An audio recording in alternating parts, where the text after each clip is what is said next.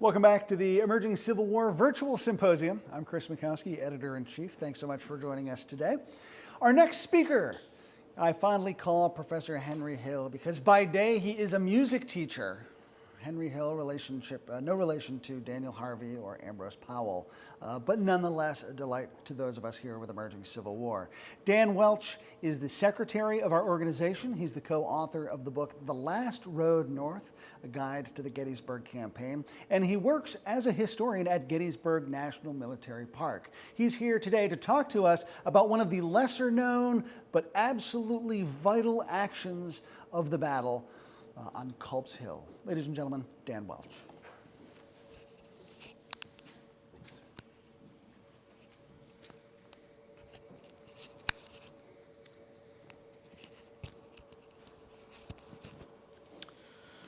Well, I want to begin by thanking all of my friends and colleagues at Emerging Civil War, Chris Mikowski, our symposium co-chair, Kevin Pollack, Chris White at the American Battlefield Trust for having me today to present you this often forgotten story of the Battle of Gettysburg. Over the last 157 years, so many of us are familiar with the stories of Joshua Chamberlain and Little Round Top, Pickett's Charge, Seminary Ridge, but what often gets lost are some of the stories that will occur on the Union Army's right flank on July 2nd and July 3rd, a location known as Culp's Hill. Now, at the dedication to a monument to honor George Sears Greene in the years after the American Civil War and the Battle of Gettysburg, Illuminary Major General Daniel Sickles would give a dedication speech to this monument that had been dedicated in honor of Greene and his performance at Gettysburg on the evening of July 2nd, 1863. Sickles said this, quote, "The battle fought here by General Greene on the night of July 2nd, 1863, to hold possession of Culp's Hill has a conspicuous place in history. It is memorable not so much for the number of the combatants engaged as it is for the skill of the general, the heroic conduct of his troops, and in view of the consequences that would have followed the defeat of the Union forces." But sadly today, the story of Greene's brigade and Greene's generalship on the evening of July 2nd, 1863, the position on Culp's Hill that his men would occupy for several critical hours during the second day of the battle, has largely been forgotten. And it is a story today that we are going to bring back to the forefront. But who was George Sears Greene? Well, we already heard General Sickles' praise for George Sears Greene. But who was this man that worked so hard to anchor the Union Army's right flank on July 2nd, 1863? George Sears Greene was arguably one of the oldest commanding officers, generals, at the Battle of Gettysburg. He had been born in Rhode Island on May 6, 1801, and he was a direct descendant of many American history luminaries. He was a descendant of one of the pioneers that had helped Roger Williams settle the colony. Several of his ancestors had served as governor, lieutenant governor, U.S. senator, and justice of the Supreme Court, as well as being a descendant of General Nathaniel Greene of Revolutionary War fame. Greene himself would be educated in Rhode Island and Warwick, and then he would go on to Latin school in Providence before he was all set to go to Brown University to continue his studies. Unfortunately, financial setbacks in the family and Greene's personal life would force him instead to move to New York City to find a job at a dry goods store inside of a merchant's office. But while in New York City and working to provide some income for himself and his family, Greene received an appointment to the United States Military Academy. He would enter West Point at the age of 18, and he would graduate as part of the class of 1823 with high honors, second in his class of 79. He would serve as a lieutenant of artillery upon his graduation, and then he would go on to teach mathematics for 4 years at West Point. He would fall in love during his time at West Point, marrying a sister of one of his classmates, Elizabeth Vinton, in 1828. But upon graduation and moving up the chain of command, Greene would eventually be sent to Maine and stationed at Fort Sullivan between 1832 and 1833. When he took the assignment, him and his wife, Elizabeth, and their 3 children would all go with him up to Fort Sullivan, where tragedy would strike and alter Greene's course for the rest of his life. Elizabeth and all 3 of his children would pass away while Greene was stationed at Fort Sullivan in Maine.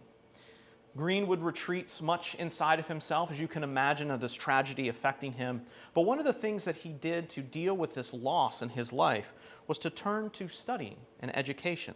And he began to read books on law and medicine. And in just 3 years' time, he would resign his commission, and he would be prepared to pass not only the bar exam, but also the medical board exam in both professions. So here's a man that is a graduate of West Point, an educator of West Point. He now has additional degrees in law and medicine, and he decides to not work in any of those fields, but tackle yet another challenge, another educational challenge, to begin work as a civil engineer building railroads. He would later find love again. He would marry Martha Barrett Dana and have 6 children, beginning in 1837. And 3 of his 4 sons, would go on to serve in the military, in the Union Army, during the American Civil War. And when war broke out in 1861, Greene and his family were living in New York City. And when Lincoln would put up that call for volunteers after the firing on Fort Sumter and Charleston Harbor, as we heard from Mark Malloy's presentation in this virtual symposium, Greene did not initially volunteer his services. He would wait and wait and wait. But finally, in January of 1862, he could wait no longer, and Greene decided to offer his prior military experience to the Union Army, and he would be assigned command of the 60th New York Volunteer Infantry. Between January 1862 and the Battle of Gettysburg in July of 1863, little had been written about Greene and his performance on the battlefield. There had been several notes here and there by other officers in the brigade in which he served, several of his subordinates that fought underneath him in the 60th New York.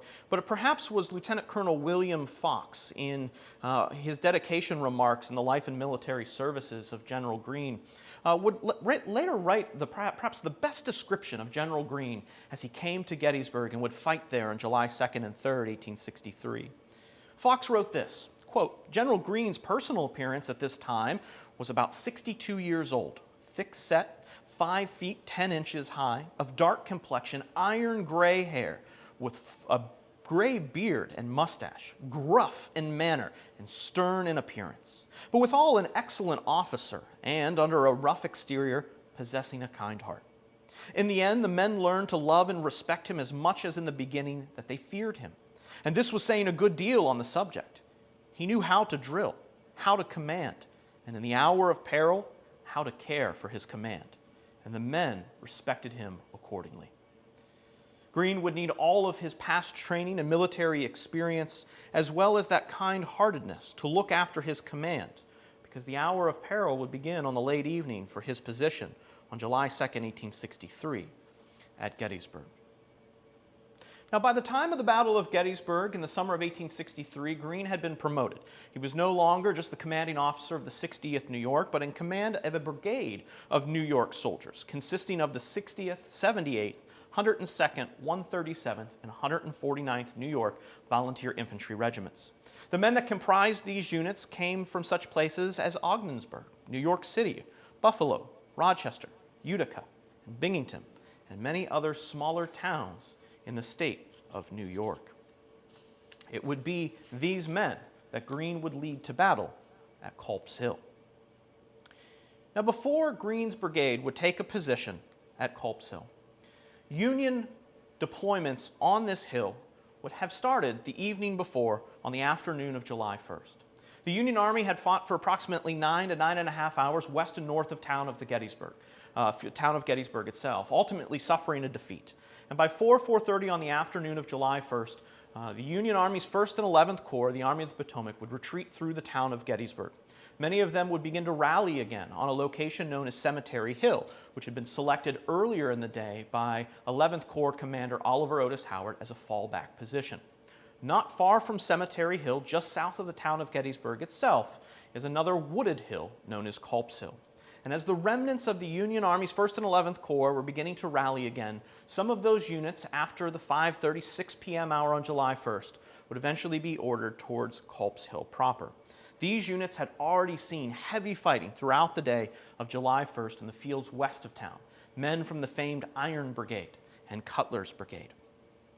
As mentioned earlier, these units from the Iron Brigade and Lysander Cutler's Brigade began to take position on Culp's Hill, or at least the northwestern section of the hill proper, at approximately 5:30 p.m. And as they did so, one of the things that they began to do was to entrench their position, build breastworks. It was a trend that would continue in the coming hours as more Union soldiers, including Greene's brigade, arrived to Culp's Hill. Now, John Geary's division of the Union Army's 12th Corps, which included Greene's brigade, would not arrive to Culp's Hill to the pre-dawn hours of the morning of July 2nd. They had arrived to the Gettysburg battlefield late on the evening of July 1st as the remnants of the 1st Corps are constructing their position in the northwest quadrant of Culp's Hill. The men of the 12th Corps and John Geary's division had arrived to another hill south of Culp's Hill, south of Cemetery Hill, a hill that would become famous for other events on July 2nd, Little Round Top. But at about 5 a.m. on the morning of July 2nd, Greene's brigade, John Geary's division, the men of the 12th Corps would receive orders to move out, to continue their march northward, and to make their way towards the Union Army's developing right flank on Culp's Hill. General Greene would recall in his official report of the Battle of Gettysburg of receiving these orders and marching his men towards Culp's Hill. He wrote, quote, "We took position at about 6 a.m. on the crest of a steep and rocky hill, being thrown back nearly at right angles with the line of the 1st Corps, Rock Creek running past our front at a distance of 200 to 400 yards. Our position in front were covered with a heavy growth of timber, free from undergrowth, with large ledges projecting above the surface. These rocks and trees offered good cover for marksmen. The surface was very steep on our left, diminishing to a gentle slope on our right. As soon as we were in position, we began to entrench ourselves and throw up breastworks of covering height, of logs, of cordwood, of stones, and of earth. The same was done by the troops on our right." So as Greene's men began to arrive to Culp's Hill at about 6 a.m. on the morning of July 2nd to begin to take this position, and Greene described a lot of natural obstacles that made this position so strong, of a very steep ascent on the left side of his brigade's position, a declining rise towards his right, these immense ledges, these protrusions of rock outcroppings, of heavy timber, minimal undergrowth, a creek 200 to 400 yards in front of his position. All obstacles for any force trying to attack the Union Army's right flank. Now, the left of Greene's line on Culp's Hill would be occupied by Greene's old regiment, the 60th New York. And they would have the strongest position, as Greene described it being as the steepest position, or the steepness of the position in his front. But because the position began to decline and began to lose some of that height, the right of Greene's line would not be as strong. The steepness gave way. And so units such as the 149th New York and the 137th New York on the far right of Greene's line would have a much different experience if an attack was to come in their direction. To give you an idea of the change in height from the very left end of Greene's line, occupied by the 60th New York at the time of the fighting on the evening of July 2nd, to the far right of Greene's line, occupied by the 137th, it was a 90-degree drop in overall elevation.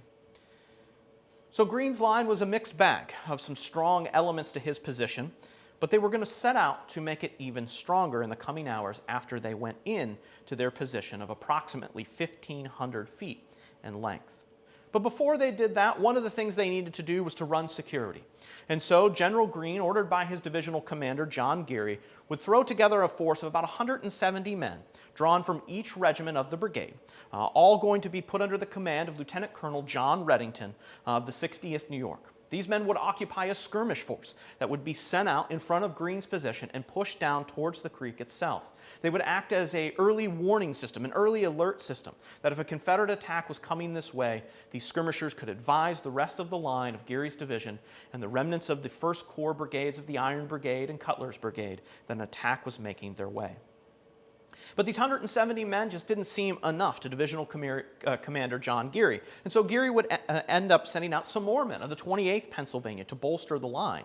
They'll later be recalled in the afternoon, but it's quite an impressive skirmish force that was sent out in front of Greene's position. One soldier that would be on the skirmish line, Henry Bayless of the 137th New York, would write home on July 6th of this moment. He said, quote, "We took our position on the right on the 2nd, and we sent out skirmishers in front. I was one of them. We went out about a quarter of a mile from our lines in a piece of woods. There was nothing but large trees and no underbrush. with lots of large rocks to hide behind. By 12 p.m. on July 2nd, over 8,600 Federal soldiers stood behind a solid position of earthworks and breastworks on Culp's Hill. And part of that strong position, and part of those 8,600 men, were of Greene's brigade of New Yorkers. And one of the things that they had been working on since their arrival at 6 a.m. was constructing those earthworks and those breastworks. Now, it was nothing new for the Union troops on Culp's Hill. As you may recall earlier, the remnants of the Iron Brigade and Cutler's Brigade on the evening of July 1st, upon being ordered out to the northwest slope of Culp's Hill, had begun to entrench themselves to prepare their position. After all, these men had been fighting out in the open north of the railroad cut west of the town of Gettysburg in McPherson's woodlot through the day. They made a brief stand on Seminary Ridge as the Union line was crumbling throughout the late afternoon of July 1st. And so when John Geary's division arrived and Greene's brigade arrived, they too would begin to construct earthworks and breastworks to bolster their position. Not only was it Greene's brigade that was working on this in the early morning of July 2nd, Colonel Charles Candy's brigade, Colonel George Cobham's brigade of Geary's 2nd Division would also begin to entrench. Captain George Collins of the 149th New York, who's pictured here on the slide and screen in front of you in a post-war image. He'd later become the regimental historian of the 149th New York, recalled that morning of building these earthworks. He said General Geary called a conference of his brigade commanders, including Greene, and it was understood, submitted to them the question of building rifle pits. And Geary expressed himself as being adverse to the practice, on the ground that it unfitted men for fighting without them. So the divisional commander, John Geary, calls this meeting as the 12th Corps is arriving, or Geary's division is arriving to Culp's Hill, and he puts out the question before them: should we build these earthworks? Should we build these trenches, these rifle pits? And Geary puts out the question, immediately answers it, and says no. Men will never fight out in the open again if we let them start digging in and taking these protective measures. We shouldn't build them. But General Greene, West Point educated, instructor of mathematics at West Point, civil engineering background, degrees in medicine and law, an incredibly smart and intelligent man with a wealth of experience, says yes. Collins remembers the rest of the conference. He says General Greene was credited with replying that the saving of life was of far more consequence to him than any theories as to breastworks, and that so far as his men were concerned and his brigade, they would have those breastworks if they had the time to build them. Colonel Lewis Stegman of the 102nd New York recalled the moments after this conference broke up, and Greene begins to issue the orders for these 5 New York regiments to construct these earthworks. Stegman said, immediately upon our arrival, by order of General Greene, who personally superintended the work, the men commenced to construct earthworks. The works were finished by noon. Many a man who sits before me today grumbled that morning and throughout the afternoon at the persistency of old Pop Greene, their term of endearment, and prophesied that they would have their labors for their pains. But before many hours, they rendered thanks and blessings for the skillful plans and judgments of their beloved commander. The construction of the earthworks in front of Greene's position and Candy's position would utilize not only the terrain itself, but many of the natural resources that Culp's Hill provided. Jesse Jones would later write in Battles and Leaders following the American Civil War and the post-war era that, quote, Culp's Hill was covered with woods, so all the materials needful were at our disposal. Right and left, the men felled the trees. They blocked them up into a close log fence. Piles of cordwood, which lay near by, were quickly appropriated. The sticks set standing on end against the outer face of the logs made excellent battening. George Collins, that regimental historian of the 149th New York, also wrote that a log was blocked up on top of the works to permit a musket to be fired under it, while the log was intended to protect the head. So by 12 o'clock on the afternoon of July 2nd, Culp's Hill is in a secure position. It's in a secure way. The 12th Corps, John Geary's division, has arrived. The remnants of the 1st Corps have been there since the evening of July 1st, 1863. They have begun to entrench themselves. They have made a very strong position of the natural topography and terrain and resources around them. And now they will sit and they will wait. as the Confederate Army and the commander of the Confederate Army, Robert E. Lee, works to execute his plan for the second day of July, 1863. Now, Robert E. Lee's plan for July 2nd is a massive Confederate attack on the right of his line. He's going to utilize the two divisions of James Longstreet's corps that are on hand, the divisions of John Bell Hood and Lafayette McLaws. He's going to add another division under the command of Richard H. Anderson of Ambrose Powell Hill's newly created 3rd Corps. And these men are going to attack up the Emmitsburg Road, striking the Union Army's left flank and rolling up the left flank of the Union Army, pushing them out of their position along Cemetery Ridge and the ground just south of the ridge line itself. And hopefully by the end of the fighting on July 2nd, Lee will have secured his victory at Gettysburg. This will be the main Confederate focus for the battle on July 2nd. But Robert E. Lee needs to ensure that no Union reinforcements from the right end of General Meade's line will come to assist their comrades in arms along Cemetery Ridge and the positions occupied by the Union Army south of the ridge itself. So Lee is going to order his 2nd Corps commander, Richard Stoddert Ewell, to create a diversionary attack on the Union Army's right, those locations of Culp's Hill and Cemetery Hill. By doing so, Ewell's men will make this diversionary assault, will basically pin the butterfly to the board, if you will, of all of these available reinforcements that General Meade may be able to shift from the right of his line to the other end of the line, the left end of the Union line, to bolster his line that is going to be under attack. Ewell's orders are to proceed with this diversionary assault on Culp's Hill and Cemetery Hill in tandem with the main Confederate attack.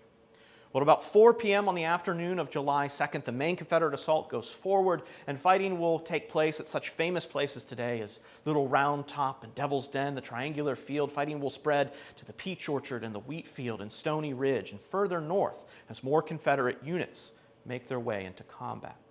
And as all of this action is beginning to happen, Ewell's diversionary assault has yet to go forward. It would not be till about 6 p.m. We don't have time in this presentation to get into all the logistics and failings of why it will occur 2 hours later and the breakdown in communication. But it won't be until about 6 p.m. that Confederate artillery, under the command of this young man, Major Joseph Latimer, a native of Prince William County, will begin to open the Confederate bombardment for the diversionary assault on Ewell's front. For the next 90 minutes, Latimer's Confederate guns, positioned on a location known as Benner's Hill, will trade fire with Union artillery on Cemetery Hill and on Culp's Hill proper. It is a cannonade that will be every bit as furious as the one that will be much more famous and much more remembered the next day preceding Pickett's charge. But as darkness is beginning to fall, at 7 p.m., 7:30 p.m. on the evening of July 2nd, the infantry assault of Ewell's diversionary attack is moving forward, and they're making their way towards Culp's Hill and Cemetery Hill, and for our story, towards the position of George Sears Greene. As all of this is taking place, 12th Corps Commander, Major General Henry Slocum, pictured on the left of the screen here on the slide, would receive a dispatch from Army signal officers. These Army signal officers had seen the movement of a heavy column of Confederate soldiers moving towards the 12th Corps position on Culp's Hill. Slocum's reading this dispatch he's received from these Army signal officers. He's now apprised that a Confederate attack is making their way towards his location. He doesn't know that it's going to be a diversionary assault, but he knows that there's a Confederate column heading towards his position. And not long as he receives this intelligence and puts it aside, he receives another dispatch. He receives a message from Major General George Gordon Meade, the newly appointed commander of the Army of the Potomac, pictured on the right of the screen. Meade is going to order Slocum to remove his entire 12th Corps from the Union Army's right flank on Culp's Hill, pack them up, ship them out about 1.5 miles to the south, down the Baltimore Pike, towards the location known as Little Round Top. Little Round Top is under heavy attack. Meade's left end of his line, due to a whole host of issues, including a large issue that had opened up because of some forward movements by an enterprising New York politician by the name of Daniel Sickles, Meade's left is under severe attack, and he needs help bolstering the line. So Slocum is conflicted. He's received a dispatch. A heavy section of Confederate infantry is coming towards his position. He's now received a message saying, "We need your help on the left end of the line. Pack up your men and abandon the right flank." Now, Brigadier General Alpheus Williams of the 12th Corps during the post-war era recalled receiving an order from General Slocum to send all the men that he could spare. And we get into some of the confusion of the command of the Army of the Potomac on the right flank of their line. General Slocum was still operating under the thinking that he was a wing commander on his march to Gettysburg throughout the end of June and the first day of July, so that placed Williams in command of the 12th Corps, and it's a whole mess of command and control for the 12th Corps and the right flank. But suffice it to say, Williams recalls in a post-war recollection that he received an order from Slocum to send all of the men of the 12th Corps that he could, at least a division, to the Federal left to help bolster the line. But Williams was concerned with this order, and so he rode over to meet with Slocum in person at Slocum's headquarters on Powers Hill along the Baltimore Pike. There, Williams advised Slocum that it would be unwise to strip the Federal Army's right flank to save the left flank. And during the meeting, as they're talking about this, Williams is assuming that Geary's division of the 12th Corps, including Greene's brigade, would remain. The rest of the 12th Corps would pack up, they'd head to the Union Army's left flank. That would give one whole division to occupy the Federal right. And it's an assumption that would change radically. Because by 7 p.m. on the evening of July 2nd, as this cannonade between Union and Confederate artillery on Benner's Hill and Cemetery Hill are trading shots back and forth, Brigadier General John Geary, in command of that division, would later write in his official report that he received an order from General Slocum telling him that he needed to leave the hill as well. And the only thing that he was to leave behind was one lone brigade. And the brigade that would be selected was George Sears Greene's brigade. When the 12th Corps packed up, they left behind Greene and the remnants of the Iron Brigade and Cutler's Brigade to protect the Union Army's right flank on Culp's Hill. Greene now had to juggle the remaining regiments of his command to stretch out and occupy an entire divisional front with just his men. They would have to undouble their lines. There would be small gaps in their position because of the lack of men to occupy this massive front. But thankfully for Greene, and thankfully for his men, he had spent the morning strengthening an already naturally strong position. Because within 30 minutes, things on Greene's front began to heat up. By 7:30 p.m., the Confederate column of attack has reached Rock Creek, anywhere from 200 to 400 yards in front of Greene's position, depending where you were located along the line. These men of Edward Johnson's Confederate division have waited all day. They've heard throughout the morning hours of July 2nd of the Federal soldiers felling trees, of stacking logs, of digging earthworks. They know the position that they are about to attack will be incredibly strong. Not only will it be strong, but they're going to be going in, as that famous quote, almost with one boot off. Johnson's division is not at full strength. They're going to be leaving behind one of their most famed brigades in the division, Stonewall Jackson's brigade. And so the three brigades of Confederate soldiers that will move forward on the evening of July 2nd will have no reserve if they run into trouble. These three brigades will number about 4,700 men and will be under the command of Brigadier General John Jones, a brigade of Virginians, Colonel Jesse Williams, commanding a brigade of Louisianans, and a mixed brigade of soldiers from North Carolina, Maryland, and Virginia under the command of Brigadier General George Stewart. As this column of three brigades of Confederate infantry reach Rock Creek and they begin to see the skirmish line that Greene had sent out so many hours earlier, one of those men on the skirmish line, Sergeant Martin Olmsted, pictured on the left of your screen, would recall in the post-war era of watching these men making their way to Rock Creek, watching the tense moments as they drew closer to the Union skirmish line. He wrote, quote, "Soon regiments of infantry began to appear, and moving forward formed in line of battle to the left of Latimer's Confederate guns.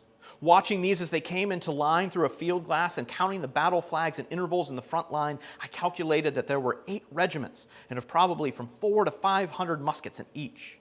And the rear of those who were forming the front line of battle were 2 smaller lines of infantry. They formed some 200 or 300 yards in the rear as supporting columns. On their left flank, as a curtain, were 2 or more regiments moving by the left flank in files of 4. Then an officer and staff rode along the front of the line, and he must have made some remarks to the men, as I distinctly saw the flutter of the battle flags, hats waving in the air, but they were too far away to be heard. Then the whole mass moved forward, with their arms at right shoulder shift, their movement in perfect alignment. The Confederate charge had begun, and the 2 skirmish lines made contact. Olmsted would write, about that moment. He said, as soon as the advanced skirmish line came within reach of us, we opened a brisk fire upon it. And the two lines of deployed men were soon battered into one blazing line of musketry. The smoke of the battle gathering under the dense foliage of the trees, together with the dusk of the evening, soon brought out to view the flashes of the musketry. And so near to us came the solid line of battle at one time that its tramp, tramp, and the sharp, short commands of its officers became clearly audible. Olmsted wasn't the only one that recorded that moment when the two skirmish lines collided. John Stone of the 1st Maryland and Stewart's Brigade said, quote, "Scarcely had we reached the creek that runs by the foot of the mountain when we were fired upon by the enemy, who were ambushed nearby. 4 of Company B fell wounded, and many others along the line." Greene's skirmish line, 170 men under the command of Lieutenant Colonel John Reddington of the 60th New York, were no match for 3 Confederate brigades. The skirmish line began to fall back. But it was risky business. Darkness was falling. The skirmish lines trading fire, the smoke from their weapons began to cling under the canopy of the dense the dense trees on Culp's Hill. Visibility was lessening. And the nervousness of the men in Greene's line, further up the slope, was growing. The commanding officers of these New York regiments were doing all they could to wait for the skirmishers to get back before some scared, nervous, tension-filled private fired off a round, and the next, and friendly fire casualties may occur. Lieutenant Colonel Reddington, in command of that skirmish line, recorded in his report at this moment of receiving the brigades of the Confederates along Rock Creek, he said, "I therefore fell back slowly with my 170 men. I contested every inch of ground, and the enemy was close on our heels and firing occasionally volleys at us. The darkness was so great in this part of the woods that we could not see the enemy. We fired at the flashes of their guns. They were so close to us that we took 12 prisoners." Captain George Collins, pictured on the right of your screen, the regimental historian of the 149th New York, said that the skirmishers came running back and they were followed by a Confederate line of battle, yelping and howling in its peculiar manner. Some of the skirmishers were killed in sight of the brigade, and occasionally a stray bullet came zip by the head of the men in the rifle pits, who were so eager and clamorous that it was all the officers could do to prevent them from opening fire before the men in the skirmish line could come in. The skirmishers, seeing their danger, cried out in an agonizing and beseeching manner. As the skirmishers clambered over the earthworks and found their places back in line with their regiments, the Confederates moved up the slope. As the Confederate attack neared Greene's position, he realized that there was no way his men were going to be able to hold out against such a large Confederate column. He sent aides out to gather any help that he possibly could. He sent an aide off to his left to meet with James Wadsworth in command of the division of soldiers that had fought so valiantly on the fields west of Gettysburg on the morning of July 1st. The men of the Iron Brigade, the men of Cutler's Brigade that were on Greene's left. He asked for any help. Wadsworth sent a reply back to Greene that he would prepare his reserve to come to Greene's need. He would prepare the reserve of the men of the 84th New York, the 147th New York, the 6th Wisconsin, but he was not going to send them until he was positive that no Confederate attack was coming his way. He wasn't sure when that would be. So from Wadsworth, Greene would be on his own. Greene also sent word to the commanding officer of the 11th Corps, Oliver Otis Howard, begging for help to shore up his line. And Howard would scrape together about 400 men from 4 different regiments. But it would take time for them to get to Greene's line. For the time being, it was Greene's men against the Confederate attack. The first Confederates to reach Greene's position were under the command of Colonel Jesse Williams, men from the state of Louisiana. They were the first to hit Greene's line, and they were the first to be repulsed by Greene's stout defensive position.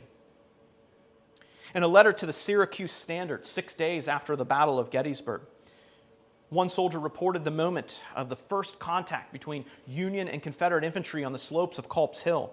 He wrote, quote, "The rebels advanced, and a perfect storm of lead was poured into them. We mowed them down like grass. But still the rascals stood their ground well, and they returned fire with interest. Our men, however, were protected by their breastworks, and consequently suffered comparatively little." Captain Steuben Kuhn of the 60th New York, towards the left flank of Greene's line, that much higher elevation, that much steeper position, recalled the moment of the Louisiana Brigade striking. He said not a shot was fired at them until they got within 15 rods. Then the order to fire was given, and we did fire and kept firing. If ever men loaded and fired more rapidly than the 60th did on this occasion, I never saw them do it. The rebels yelled like wild Indians and charged upon us at a double quick. As the Confederate column of Stewart's brigade and Williams' brigade and Jones's brigade strikes Greene's position, they are repulsed. They'll fall back further down the slopes hill. They'll reorganize and go for it a second time. On Greene's left, Jones's Virginia Confederate brigade would assault the works a second time. Captain C.R. Skinker of the 25th Virginia, part of the assault, said when the order was given for that second attack, just before we fell back to charge upon the enemy's works, I collected together only 3 of my men I could find around me. And with the flag and about 20 more, we went up to the works, where the brave flag bearer fell, and my men, 3 together with nearly all that went up there. Coming back, I discovered the prostrate form of General Jones, and not being able to find any of my command, I thought the best thing I could do would be to assist Major White in carrying Jones off the field. Command and control is beginning to devolve in the Confederate assault. But the Confederates will continue to attack. They'll get even closer to Greene's defensive position. Before the attack will break down, they'll fall back down the slope. They'll reorganize and press the attack again. The Louisianians will attack a second time, a third time, a fourth time. By the third and fourth attack, the Louisianians have figured out that these linear tactics that had literally been drilled into these men on battlefields of 1861 and 1862 were not working in this terrain. Men moving shoulder to shoulder at the right shoulder shift would not suffice. The men from the Louisiana Brigade and Jones's brigade were beginning to figure out that the best tactics they could deploy against Greene's position was that of trees and boulders. As the third and fourth attacks of the Confederate column begin to make their way towards Greene's position, reinforcements are finally on the way. Greene is going to receive help. Those reinforcements making their way towards Greene's line were the men of the 147th New York Regiment. One soldier who arrived to this scene of chaos and pandemonium behind Greene's position said about sundown the rebels had attacked the rifle pits. We were ordered to reinforce a part of their line that was hard pressed. It was a hard job to get the men forward in the face of such a fire as they were exposed to in order to reach the pits. The experience of yesterday, what the 147th New York had experienced on the fields west of town on July 1st. He said the experience of yesterday was a fearful reminder. But soon we were able to get the men started forward, and with a shout at a double quick, we were soon safe under the shelter of the breastworks. In all, 355 men from the 1st Corps and another 400 men from the 11th Corps were on the way to help Greene, to help shore up the right flank of the Union Army. But as all of this is taking place, as the reinforcements are beginning to arrive, the Confederates are continuing to attack. They're charging, withdrawing, reforming, and charging again, but little progress is being made by them. In all, Jones's Confederate brigade had made the assault 3 times in 1 hour on Greene's line. This constant fighting between 7:30 and 8:30 p.m. had put a tax on Greene's supply of ammunition. The 149th New York, towards the right center of Greene's line, was running out. It had originally been issued 60 rounds per men. The men were running so low on ammunition that company-level commanders were issuing the orders to fix bayonets. Meanwhile, other men were picking cartridges from the dead to continue to fire towards the oncoming Confederate attacks.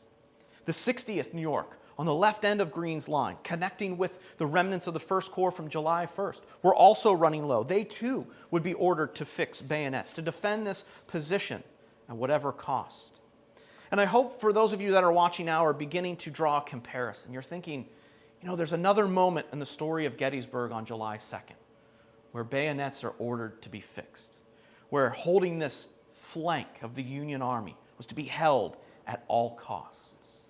But I would argue that the story of George Sears Greene and his men on the evening of July 2nd is much more critical to the Union Army, is a much more valiant and heroic story of the men of Greene's brigade than those Mainers on the far left of the Union line.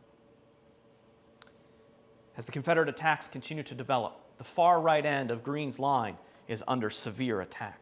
There are no more Union defenders beyond the right end of Greene's line. The rest of the 12th Corps is on their march to shoulder and bolster up the left end of the Union line down by Little Round Top.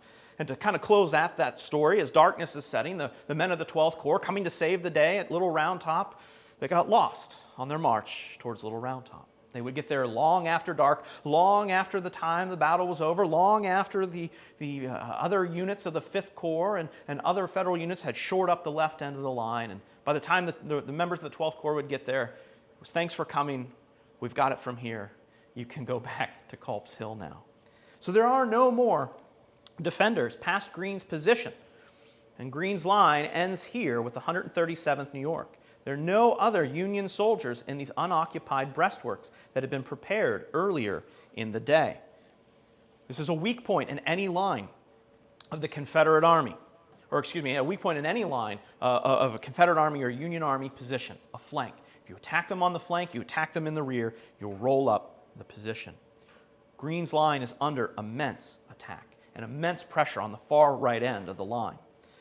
One of the reasons for that is one particular unit of Stewart's brigade, the 10th Virginia, that you can see in the bottom section of this map, will not only cross Rock Creek and move their way towards the Union position, but they will discover that those Union breastworks are empty. And they are able to get in the rear and on the flank of Greene's position. Commanding the 137th New York is a man by the name of Colonel David Ireland, and he will do something very similar to what you may recall in that other story on the other flank.